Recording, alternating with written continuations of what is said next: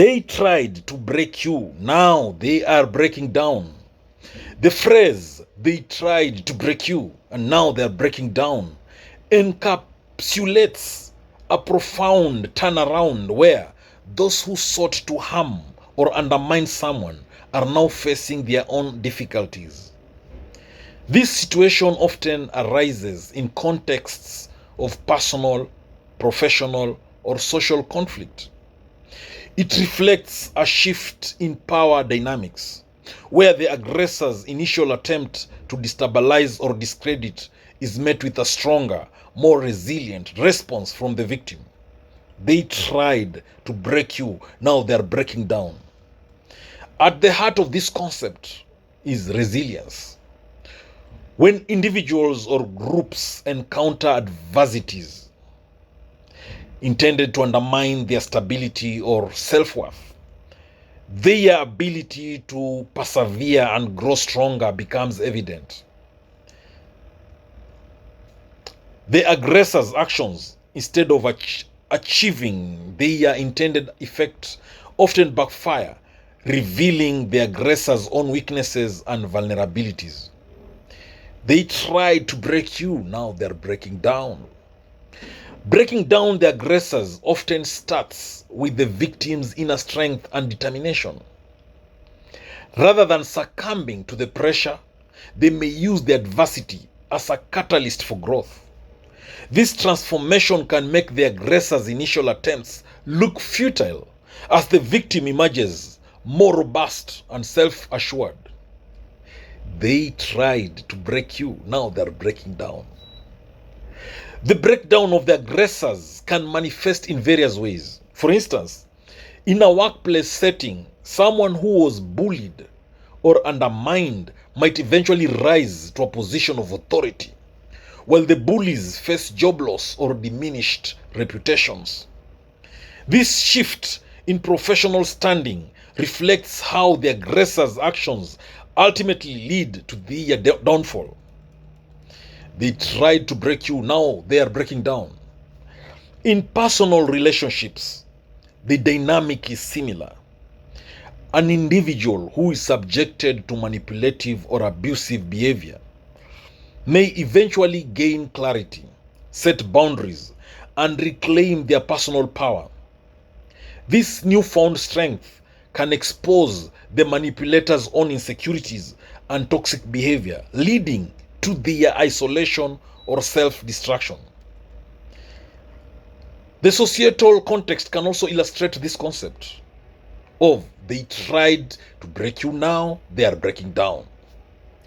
When marginalized groups are oppressed, their resilience and solidarity can lead to significant social change. The oppressors who initially sought to suppress these groups may find themselves facing increased backlash, legal consequences, or societal shifts that undermine their power. They tried to break you, now they're breaking down. This phenomenon also plays out in competitive environments. In sports, for instance, or entertainment. An athlete or artist who faces criticism or sabotage can use those challenges as fuel to surpass expectations. The critics or competitors who initially sought to diminish their success might face their own setbacks as the victim rises to prominence. They try to break you, now they're breaking down. Psychological resilience is a crucial factor in this dynamic. Individuals who experience the adversity often develop coping mechanisms and emotional fortitude. Their ability to process and overcome challenges not only strengthens their character, but also shifts the power balance, causing those who tried to break them down to face their own psychological struggles. The concept of they try to break you, now they're breaking down also relates to justice and retribution. When individuals or institutions engage in unethical practices, their attempts to harm others can eventually lead to their exposure and accountability. The fallout from their actions often results in their own reputational or legal downfall. Narratives of personal triumph over adversity are common in literature and history. Figures who have overcome severe challenges often become symbols of strength, while their adversaries are remembered for their failures. This storytelling reinforces the idea that resilience can lead to a reversal of fortunes. They tried to break you, now they're breaking down. Social media and public opinion play a significant role in this process. An individual who is targeted or harassed may find support and solidarity from a broader community. This collective support can amplify their voice and bring attention to the aggressor's actions, leading to their public exposure and downfall. They try to break you, now they're breaking down. The cycle of breaking down and breaking through often involves a critical mass of support and recognition. When individuals or groups facing adversity receive acknowledgement and validation, their resilience is reinforced, making it increasingly difficult for the aggressors to maintain their stance or credibility. Sometimes the aggressor's breakdown is a result of their own internal conflicts and guilt. When their attempts to break others fail, they may face self-recrimination and psychological distress, which can lead to their personal or professional collapse. They try to break you, now they're breaking down. The reversal of fortunes is not always immediate. It often requires time and perseverance. Those who are initially targeted might take time to heal and rebuild, while the aggressor's eventual breakdown can unfold gradually as their actions catch up with them. In many cases, the aggressor's downfall is not solely due to the victim's resilience, but also to systemic factors. Institutional or societal changes, often driven by those who have been wronged, can expose and dismantle the power structures that allowed the initial harm. They try to break you, now they're breaking down.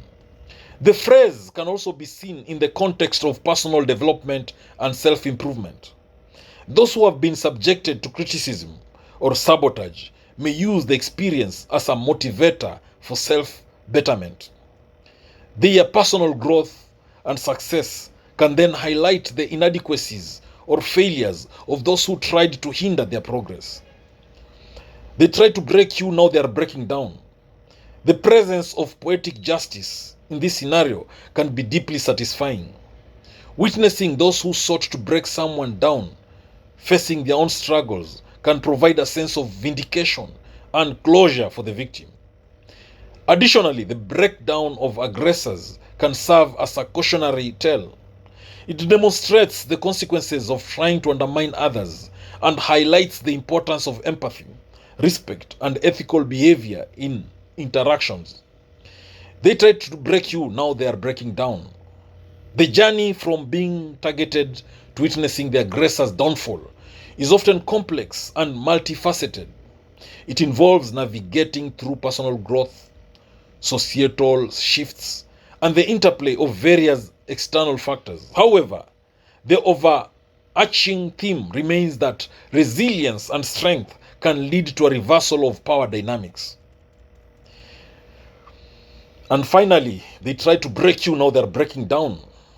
The idea that they try to break you and now they're breaking down represents a powerful narrative of overcoming adversity. It underscores the capacity for personal and collective strength to effect change, highlighting the profound impact of resilience in transforming challenging situations into opportunities. They will pay for what they did to you. They will pay for what they did to you. Karma is real.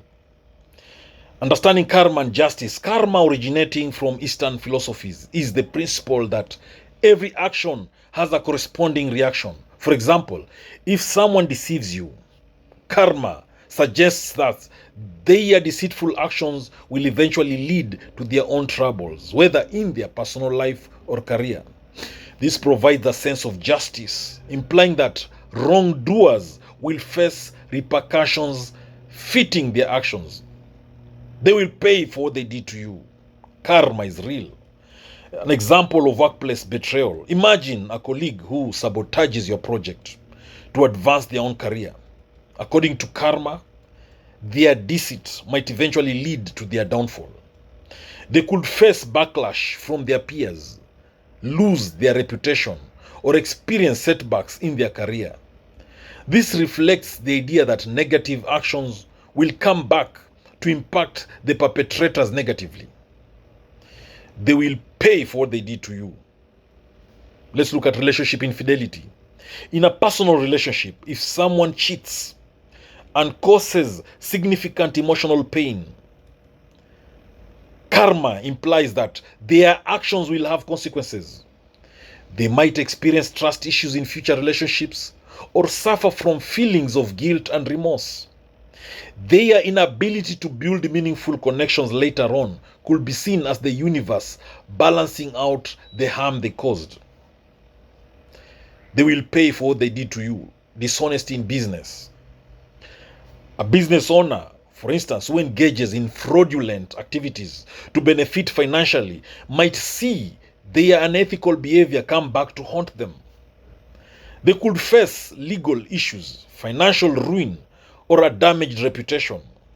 And this serves as an example of how karma addresses dishonesty, ensuring that deceitful actions eventually lead to their own downfall. They will pay for what they did to you.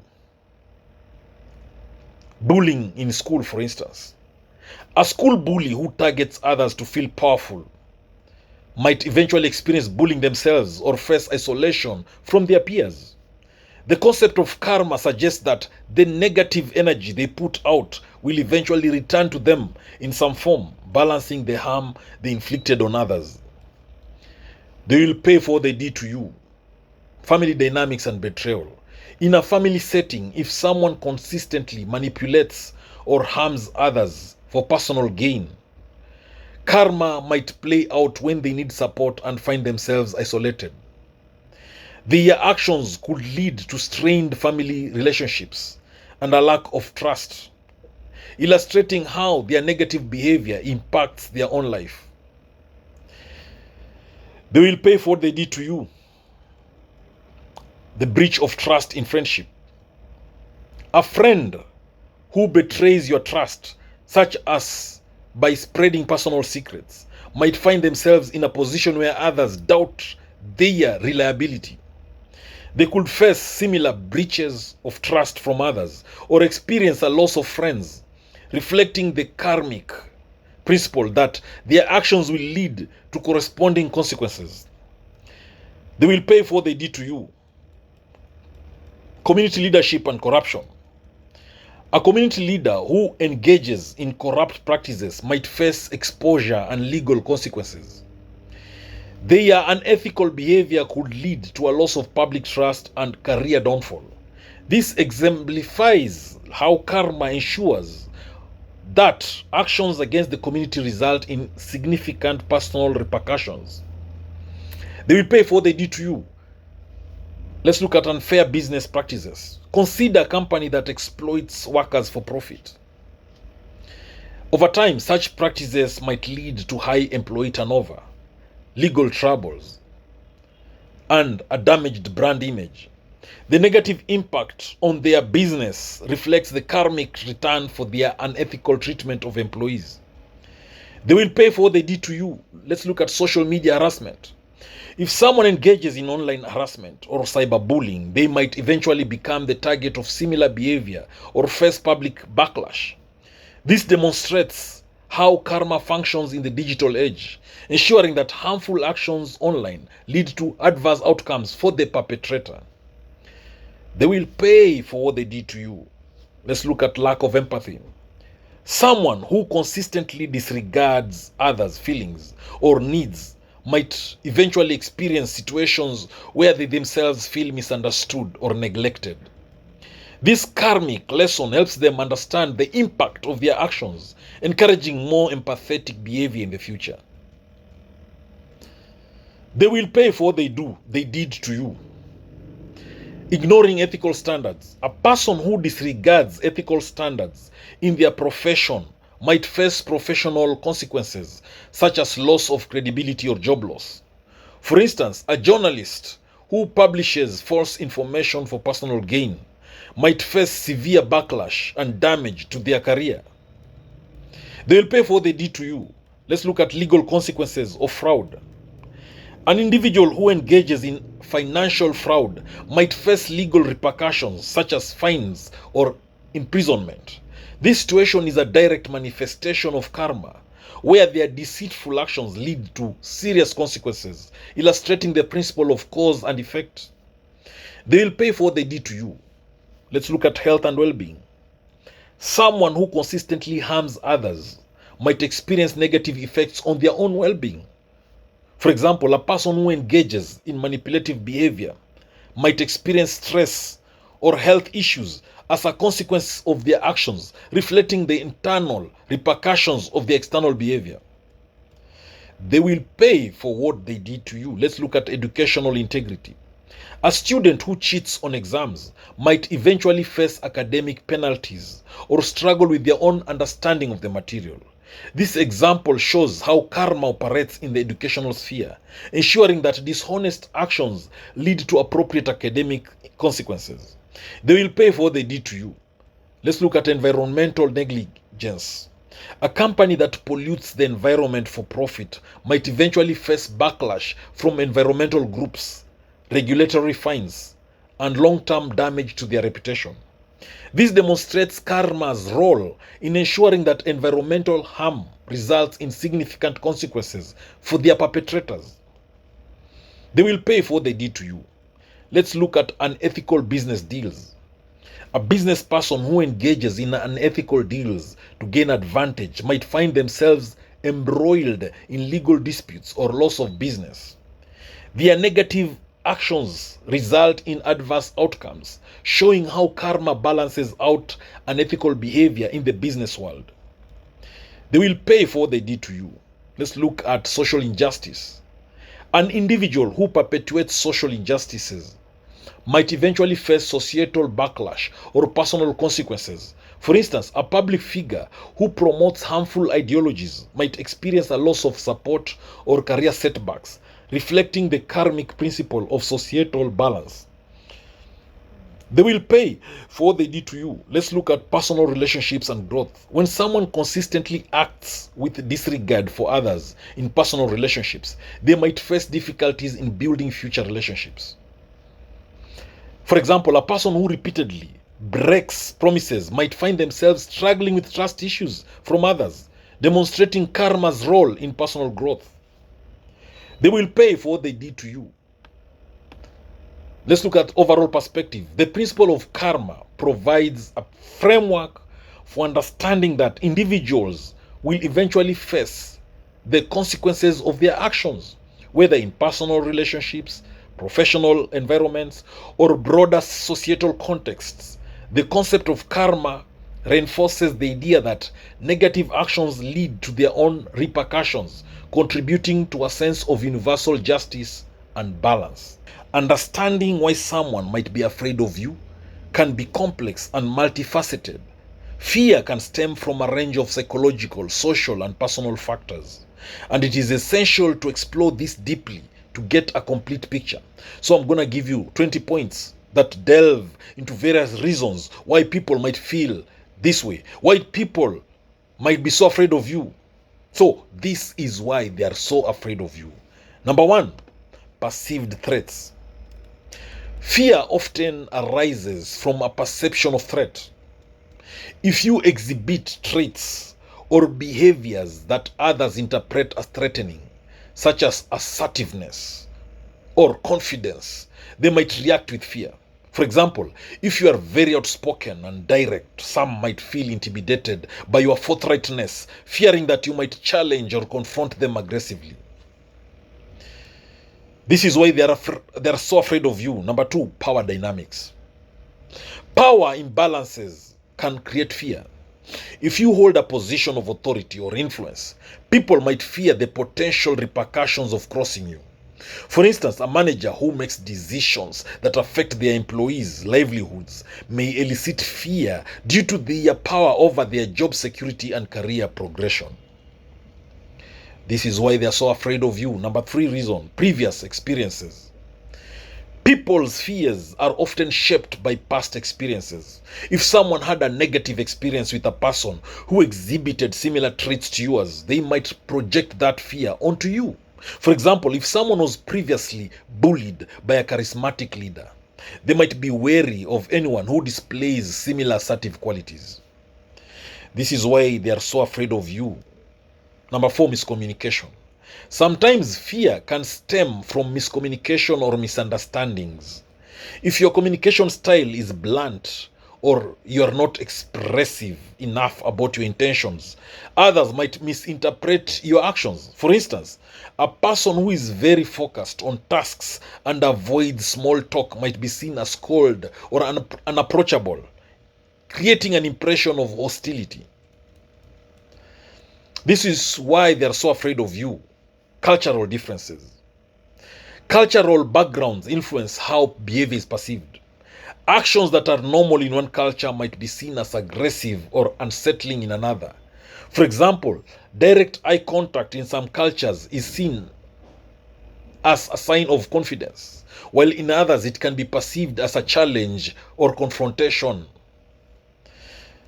This is why they are so afraid of you. Number 6, social anxiety. Individuals with social anxiety might fear interacting with others, including you, due to their own insecurities and fears. If you come across as highly confident or socially adept, someone with social anxiety might feel overwhelmed or inadequate in your presence, leading to a fear of engaging with you. This is why they are so afraid of you. Number 7, reputation and rumors. Fear can also be fueled by reputational rumors. If people have heard negative things about you, whether true or not, it can influence their perception of you. For example, if you have a reputation for being very demanding or difficult, others might fear interacting with you based on hearsay rather than personal experience. This is why they're so afraid of you. Number 8, envy and resentment. Sometimes fear is rooted in envy or resentment. If you have achieved significant success or possess qualities that others admire, it can create feelings of inadequacy or jealousy. For instance, a colleague who feels overshadowed by your achievements might distance themselves out of fear or resentment. This is why they're so afraid of you. Number 9, dominant body language. Body language plays a crucial role in how others perceive you. Dominant or intimidating body language, such as standing too close, making prolonged eye contact, or having a commanding posture, can induce fear. For example, if you stand with your arms crossed and maintain a stern expression, others might perceive you as unapproachable or intimidating. This is why they're so afraid of you. Number 10, competence and skill. High competence or skill in a particular area can also create fear. If you are exceptionally talented or knowledgeable, others might fear being judged or compared unfavorably. For instance, a highly skilled professional might intimidate less experienced colleagues, leading to apprehension about interacting or collaborating. This is why they're so afraid of you. Number 11 is because of unpredictability. People often fear what they cannot predict or control. If your behavior is erratic or inconsistent, it can create anxiety and fear in others. For example, if you are known for sudden outbursts or unpredictable reactions, people might be cautious around you to avoid triggering an adverse response. This is why they're so afraid of you. Number 12, authority figures. If you hold a position of authority, such as a teacher, supervisor, or parent, people might naturally feel fear due to the power dynamics involved. For instance, students might fear a strict teacher's reprimands or evaluations, even if the teacher's intentions are to encourage improvement rather than instill fear. This is why they're so afraid of you. Perceived judgment. People might fear being judged or criticized by you. People might fear being judged By you, if you're known for being highly analytical or critical, others might feel anxious about how they are perceived in your eyes. For example, if you are quick to offer critiques, others might avoid interactions with you to prevent potential judgment. This is why they're so afraid of you, because of social hierarchies. Social hierarchies and status can influence fear. If you are perceived as belonging to a higher social or professional status, others might feel intimidated by the perceived differences in social standing. For instance, a senior executive might be feared by junior employees due to the hierarchy power structure. This is why they're so afraid of you, because of conflict avoidance. Some individuals have a strong aversion to conflict and may fear anyone who they believe might initiate or escalate a confrontation. If you have a reputation for being confrontational or assertive, even if not aggressive, people might avoid you to steer clear of potential conflict. This is why they are so afraid of you. Number 16 is because of insecurity and self-esteem. Personal insecurities can also play a role. If someone has low self-esteem, they might project their own fears and insecurities onto you, interpreting your actions or presence as threatening. For example, a person who feels insecure about their abilities might view someone who excels in their field as a potential source of judgment or criticism. This is why they are so afraid of you, because of historical context. Historical or contextual factors can influence fear. If there's a history of conflict or tension related to your actions or role, people might be predisposed to fear you. For example, if you are involved in a controversial project or have made decisions that impacted people negatively in the past, this history can shape current perceptions.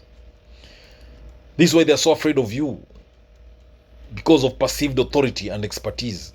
Fear can arise from your perceived authority or expertise in a particular area. If you are an expert in a field, people might fear making mistakes or appearing uninformed in your presence. For instance, a renowned scientist might intimidate students or colleagues due to their high level of expertise. This is why they're so afraid of you. It's because of manipulative behavior. If you exhibit manipulative or controlling behavior, others might fear you due to concerns about your intentions. For example, if you use persuasive tactics to influence others' decisions, people might fear being manipulated or controlled. And finally, this is why they are so afraid of you. It's because of personal differences. Fundamental differences in values, beliefs, or personalities can also lead to fear. If your values or personality clash significantly with someone else's, they might feel threatened or uncomfortable around you. For example, a person with a very competitive nature might intimidate someone who values harmony and cooperation. In summary, understanding why people might be afraid of you involves considering a range of factors, from personal traits and communication styles to power dynamics and cultural contexts. Each individual's fear is shaped by their unique experiences and perceptions, making it crucial to approach these dynamics with empathy and awareness. Your path is so hard because God chose you. Understanding the difficulty of your path, divine choice, and its implications. Number one, we're going to do an introduction to the concept of divine choice. The idea that God chose you suggests that there is a divine purpose behind the struggles and difficulties you face. This perspective implies that your path is not merely a result of random chance or misfortune, but it is part of a greater plan crafted by a bigger or higher power. This belief can offer both solace and challenge, as it reframes your hardships within the context of spiritual significance. The nature of divine choice. Divine choice in many religious and spiritual traditions refers to the belief that God has a specific purpose for each individual. This belief posits that your life, including its struggles, is guided by divine wisdom. The difficulties you encounter are not arbitrary, but are seen as part of a larger, meaningful narrative that God has crafted for you. So, what is the purpose behind this hardship that you have in your life right now, today? Understanding that God chose you can shift your perception of hardship from a random act of cruelty to a purposeful challenge. This perspective suggests that your difficulties are designed to foster personal growth, build resilience, and ultimately align you with your divine purpose. The path may be arduous, but it is intended to lead you to a greater spiritual or personal fulfillment. There's also growth through adversity. Adversity often serves as a catalyst for growth. Many religious teachings suggest that God allows or even orchestrates difficulties to strengthen your character, deepen your faith, and prepare you for future responsibilities. These challenges can help you develop qualities such as patience, compassion, and perseverance, which are essential for fulfilling your divine purpose. There is also the role of free will. While divine choice implies a higher plan, it does not negate the role of free will. The belief that God chose you often coexists with the notion that you have the freedom to make choices within the framework of that divine plan. Your responses to challenges and decisions play a crucial role in shaping the outcome of your journey. Faith as a source of strength. Faith can be a powerful tool in navigating a difficult path. Believing that God chose you for a specific purpose can provide comfort and strength during times of struggle. This faith can help you maintain hope and resilience, knowing that your efforts and endurance are part of a larger meaningful design. There's also different theological traditions which offer varying explanations for why suffering is part of life. In Christianity, for example, suffering is often seen as a way to participate in the sufferings of Christ and grow in spiritual maturity. In Hinduism, suffering can be viewed as a result of karma and a way to progress towards spiritual liberation. So understanding these perspectives can provide additional context for why your path might be challenging. Many individuals find solace in personal testimonies of others who have faced significant challenges and emerged stronger or more enlightened. These stories often illustrate how difficulties can lead to profound personal transformation and a deeper understanding of one's purpose. While the divine choice may be personal, the journey is often supported by a community. Friends, family, and spiritual leaders can offer guidance, encouragement, and practical support. Recognizing the role of community in your path can help you feel less isolated and more empowered to face your challenges. Accepting that your path is challenging and that God chose you can involve embracing vulnerability. So this acceptance allows you to confront your struggles openly and honestly, acknowledging that it is okay to seek help and support. Vulnerability can be a source of strength and authenticity, enriching your spiritual and personal growth. Let's look at the concept of divine timing. Divine timing is another aspect of understanding why your path may be particularly difficult. Many believe that God's timing is perfect and that challenges are presented at the right moment for your growth and development. This perspective encourages trust in the process, even when the reasons for your struggles are not immediately clear. Trials and tribulations can be transformative. They often push you out of your comfort zone, challenge your existing beliefs, and compel you to seek deeper meaning.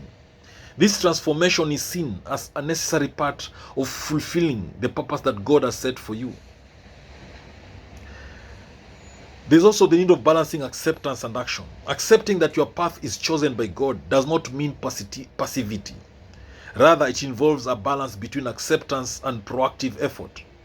While you may acknowledge that your challenges have a divine purpose, you are also encouraged to take active steps to address and overcome these difficulties. Hardships can be a journey of self-discovery, revealing strengths and capabilities you may not have known you possessed. This process of self-discovery is often a crucial aspect of fulfilling your divine purpose, as it helps you understand and align with your true self. Struggles can teach humility and gratitude, recognizing that your challenges are part of a divine plan which can foster a sense of humility and appreciation for the support and strength you receive. This attitude can enhance your spiritual journey and deepen your relationship with the divine. Patience and perseverance are essential virtues in navigating a difficult path. Believing that God chose you for a specific purpose can provide the motivation to endure and persevere through hardships. These qualities are often developed through persistent effort and faith in the face of adversity. Many challenges offer spiritual lessons and insights. For instance, experiencing hardship may lead to a great understanding of compassion, forgiveness, and interconnectedness. These insights are often viewed as part of the divine plan to help you grow spiritually and align with your higher purpose. Your personal choices play a significant role in how you experience and respond to your path. While the overarching plan may be divine, the way you engage with your challenges can influence the outcomes and lessons learned. Making thoughtful, values-based decisions can align you more closely with your intended purpose. So, developing coping strategies and engaging in spiritual practices can help you navigate your difficult path. Practices such as prayer, meditation, and reflection can provide clarity, comfort, and a sense of connection to the divine, helping you manage and overcome your struggles. So, the interplay between fate and free will is a profound aspect of understanding divine choice. While you may believe that God has a plan for you, you also have the agency to shape your responses and actions.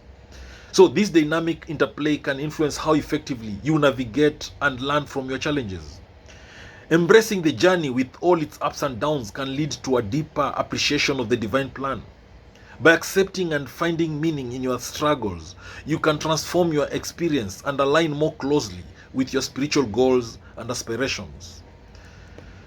Regular reflection on your experiences can be crucial for growth. Reflecting on how your challenges have shaped you and how you have responded to them can provide valuable insights and reinforce your understanding of your divine purpose. Your difficult path can also impact your relationships. How you handle challenges can affect your interactions with others, either strengthening bonds or revealing areas of conflict. Understanding this dynamic can help you navigate your relationships with greater awareness and empathy. The journey towards fulfilling your divine purpose often involves overcoming significant obstacles. These challenges can be seen as opportunities to align more closely with your true self and achieve a sense of fulfillment that aligns with your spiritual and personal goals.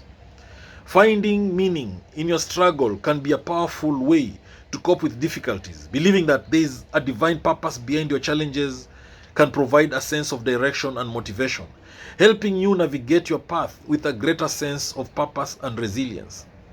So, hope and optimism can be crucial in facing a difficult path. Believing that God chose you for a specific purpose can foster a hopeful outlook, helping you maintain a positive attitude and persevere through challenges with confidence in a favorable outcome. So, your difficult path has the potential to lead to significant personal and spiritual transformation. Embracing this potential can inspire you to view your challenges as opportunities for growth and development, aligning you more closely with your divine purpose. Seeking spiritual guidance and mentorship can provide support and perspective as you navigate your path. Spiritual mentors can offer insights, encouragement, and practical advice to help you understand and fulfill your divine purpose. Cultivating gratitude and acceptance can enhance your experience of a challenging path. By appreciating the lessons and growth that come from your struggles, you can develop a more positive and accepting attitude towards your journey and its purpose. In conclusion, embracing the belief that God chose you for a specific purpose can provide a profound sense of meaning and direction. By understanding and accepting the difficulties you face as part of a divine plan, you can navigate your path with greater resilience, faith, and purpose, ultimately leading to a more fulfilling and spiritually aligned life. If this video finds you, you were meant to see this. You are the chosen one. You are the trailblazer. You are the generational curse breaker in your family. So in this video, I'm going to give you signs that you might be the chosen one, the trailblazer, and the generational curse breaker in your family. Number one reason is that you have unwavering determination. You persist even when others might give up. You have visionary thinking. You see possibilities where others see obstacles. You are a natural leader. People naturally look to you for guidance and inspiration. You have empathy and compassion. You have a deep understanding and care for others' struggles. You constantly seek new solutions and approaches. In short, you have innovative spirit. You have courage to change. You are not afraid to break from tradition and forge your own path. You are resilient. You bounce back stronger from setbacks and challenges. You have a deep understanding of your strengths and weaknesses. In short, you are self-aware. You have passion for growth. You are committed to personal and professional development. You are inspiring others. Your actions and words motivate others to strive for their best. You actively work to change harmful family dynamics. In short, you break patterns that are harmful to the family. You thrive in changing environments and handling uncertainty well. In short, you are adaptable. You embrace uniqueness. You celebrate your individuality and encourage others to do the same. You trust in your abilities and make decisions independently. You have healing energy. Your presence and actions help heal and uplift those around you. You have a clear sense of purpose and direction for your life. You're a strategic thinker. You plan thoughtfully and consider long-term outcomes. You challenge societal and personal limitations. In short, you break barriers. You build and maintain a strong support system of like-minded individuals. You face difficulties head-on with courage and resolve. You have positive influence. Your behavior and mindset positively impact your community. You are a creative problem solver. You approach problems with innovative and creative solutions.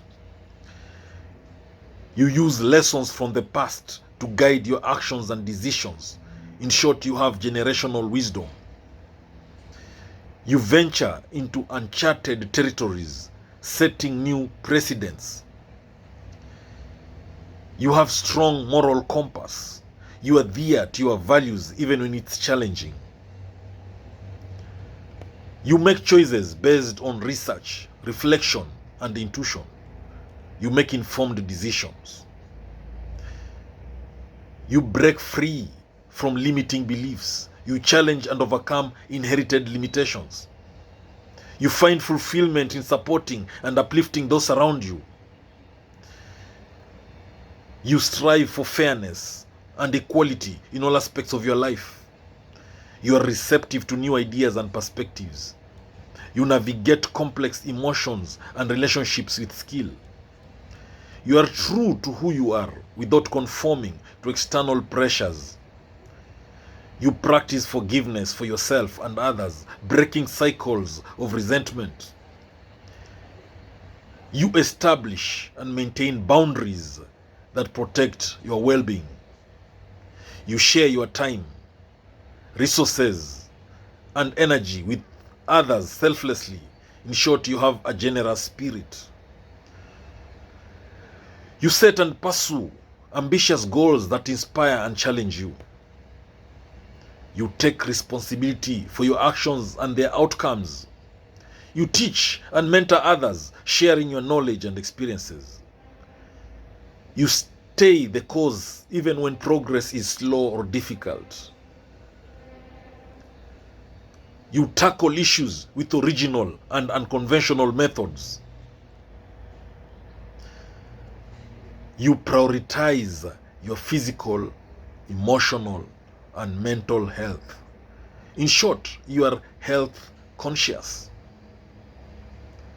You self-reflect.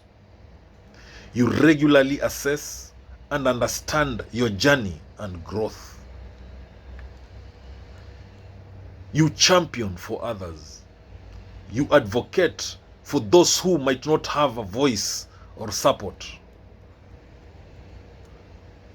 You have cultural respect. You honor and integrate cultural heritage while embracing positive change. You maintain a mindset of thankfulness even in challenging times. You are committed to education. You value learning and continuously seek new knowledge. You use art, writing, or other forms of creativity to express and explore your experiences. You build meaningful and authentic relationships with diverse individuals. You view challenges as opportunities for growth rather than insurmountable barriers. In short, you have resilient mindset. You have transformational impact. Your presence and actions lead to positive and lasting changes in your family and community. Now, these traits that I've mentioned in this video, if you can recognize these traits in yourself and remember, you should remember that being a trailblazer often involves leading with conviction and creating change despite challenges. Exposing a narcissist can have a range of consequences depending on the context and the individuals involved. Narcissists are often characterized by their grandiosity, need for admiration, and lack of empathy, which can make them particularly sensitive to criticism or challenges to their self-image. So in this video, I'm going to give you a detailed breakdown of what might happen when you expose a narcissist. Number one is defensiveness and denial. When you expose a narcissist, their immediate reaction is often defensiveness. They may vehemently deny the accusations or minimize the severity of their behavior. For example, if you confront a narcissistic boss about unethical practices, they might dismiss your concerns as misunderstandings or attacks on their competence. When you expose a narcissist, be ready for projection. Narcissists frequently use projection to deflect blame. If you reveal their shortcomings or misdeeds, they might accuse you of the very faults they possess. For instance, if you expose a narcissistic colleague for spreading false information, they might accuse you of being deceitful and manipulative. The other thing that happens when you expose a narcissist is rage and hostility. Exposing a narcissist can trigger intense rage. This anger might manifest as verbal attacks, threats, or even retaliatory actions. A narcissistic partner might react to being exposed for their infidelity with aggressive outbursts or attempts to undermine your credibility. If you expose a narcissist, be ready for manipulation of others. Narcissists are skilled at manipulating those around them to maintain their image. When exposed, they might turn others against you by portraying themselves as the victim. For example, a narcissistic friend might paint you as the antagonist in their narrative to garner sympathy and support from mutual acquaintances. When you expose a narcissist, be ready for smear campaigns. To salvage their reputation, narcissists often engage in smear campaigns against those who expose them. They might spread false or exaggerated information about you to damage your credibility and isolate you. This tactic is common in both personal relationships and professional settings. When you expose a narcissist, be ready for gaslighting. Narcissists may employ gaslighting techniques to make you doubt your perceptions or memories. After being exposed, they might insist that you are misremembering events or that you are overreacting. This psychological manipulation aims to destabilize you and obscure the truth. When you expose a narcissist, be ready for isolation. In response to being exposed, a narcissist might attempt to isolate you from your support network. They may persuade others to distance themselves from you or create situations where you are left alone. This tactic helps them maintain control and minimize opposition. When you expose a narcissist, they will seek revenge. Narcissists often seek revenge when their actions are exposed. This could manifest as subtle sabotage, legal action, or other forms of retribution. For instance, if you reveal a narcissistic manager's unethical behavior, they might retaliate by giving you undesirable tasks or diminishing your role at work. The other thing about exposing a narcissist, be ready for false charm. To regain their standing, a narcissist might switch to a false charm offensive. They could attempt to win back favor by being overly flattering or accommodating. This behavior aims to restore their image and deflect attention from their exposed faults. When you expose a narcissist, they'll play victimhood. They may adopt a victim stance to elicit sympathy and support from others. They might frame the exposure as a personal attack or injustice against them, portraying themselves as the wronged party. This can confuse those who might not be fully aware of their manipulative behavior. When you expose a narcissist, be ready for emotional manipulation. Following exposure, narcissists might use emotional manipulation to regain control. They might evoke guilt, sadness, or pity to exploit your emotions and persuade you to retract your claims or back down from confrontation. When you expose a narcissist, be ready for cognitive dissonance. For those who have been exposed to a narcissist's true nature, there can be a period of cognitive dissonance. People might struggle to reconcile their previous beliefs about the narcissist with the new unfavorable information. This can create a conflict between their desire to believe in the narcissist's positive traits and the reality of their behavior. When you expose a narcissist, be ready for legal and financial threats. In some cases, narcissists might use legal or financial threats as a means of intimidation when you expose them. They might attempt to sue for defamation or use financial leverage to force you into compliance. This approach is intended to silence you and discourage further exposure. When you expose a narcissist, be ready for attempted reconciliation.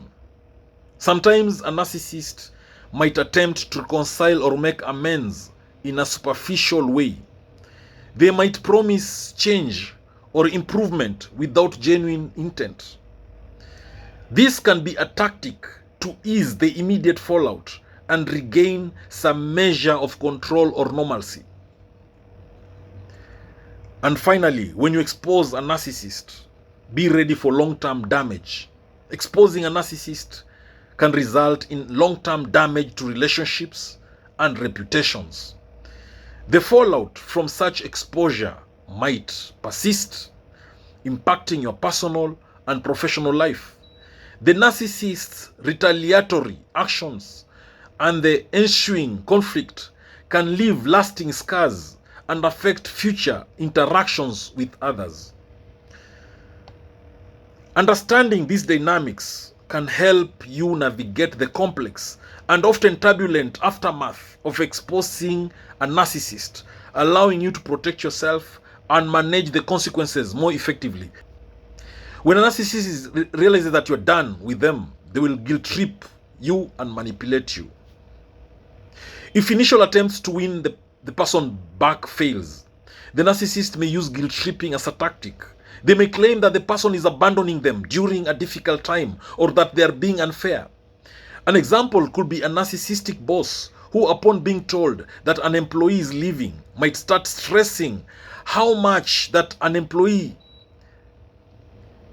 who's leaving, how much their departure will hurt the team and undermine their success. The other thing that happens when a narcissist realizes you're done with them is smear campaign. In some cases, a narcissist may resort to a smear campaign. They might spread negative information or rumors about the person who is leaving in an attempt to damage their reputation and alienate them from their social circle. For example, a narcissistic friend who is cut off might start telling mutual acquaintances that the person is unreliable or ungrateful. When a narcissist realizes you're done with them, they'll play the victim. They might adopt a victim mentality when someone leaves them. They may portray themselves as the wronged party, emphasizing how they were unfairly treated or how their ex-partner is the one with the problem. A narcissistic parent, when their child decides to go no contact, might tell others that they are heartbroken and misunderstood. When a narcissist realizes you're done with them, they will increase aggression. When faced with rejection, some narcissists may respond with increased aggression. They might lash out with anger or hostility, seeing the departure as a personal attack. For instance, a narcissistic coworker might react aggressively if a colleague resigns, blaming them for creating chaos or claiming that they are ungrateful. When a narcissist realizes you're done with them, there'll be jealousy and envy. The departure of someone significant might trigger feelings of jealousy and envy in the narcissist, especially if they perceive that the person is moving on to something better. They might be envious of the person's newfound freedom or success and express this jealousy through passive-aggressive comments or actions. When a narcissist realizes you're done with them, they will seek new supply. Narcissists often require a constant source of admiration and validation, known as narcissistic supply. So when someone exits their life, they might immediately start seeking new sources of supply to fill the void. For example, a narcissistic partner who has been dumped might quickly start dating someone new, trying to showcase their new relationship as a way to validate their self-worth. When a narcissist realizes you're done with them, they will rewrite history. To cope with the loss, narcissists might rewrite the history of the relationship to make themselves look better and justify the end. They might downplay their own faults or exaggerate the other person's shortcomings. For instance, a narcissistic friend might claim that they were always supportive and that their friend was the one who consistently caused problems. When a narcissist realizes you're done with them, there'll be emotional manipulation. They might use emotional manipulation to keep the person engaged, even if it means making false promises or pretending to change. For example, a narcissistic partner might promise to work on their flaws or change their behavior in order to win back someone who has left them. When a narcissist realizes you're done with them, there'll be short-lived resentment. In some cases, the narcissist might initially hold onto resentment but quickly shift focus. They might move from resentment to finding a new target or obsession to distract themselves from their feelings of rejection. This shift can be seen when a narcissistic individual quickly engages in new projects or relationships to divert attention from their heart. When a narcissist realizes you're done with them, there'll be projection. Narcissists might project their own negative qualities onto the person who left them. They could accuse the person of being selfish, untrustworthy, or flawed, which helps them avoid confronting their own issues. For example, a narcissistic manager might claim that an employee who leaves is uncommitted or unreliable, projecting their own shortcomings onto the departing individual. When a narcissist realizes you're done with them, there'll be involuntary self-reflection. Although narcissists typically avoid self-reflection, the experience of someone leaving might trigger moments of involuntary introspection.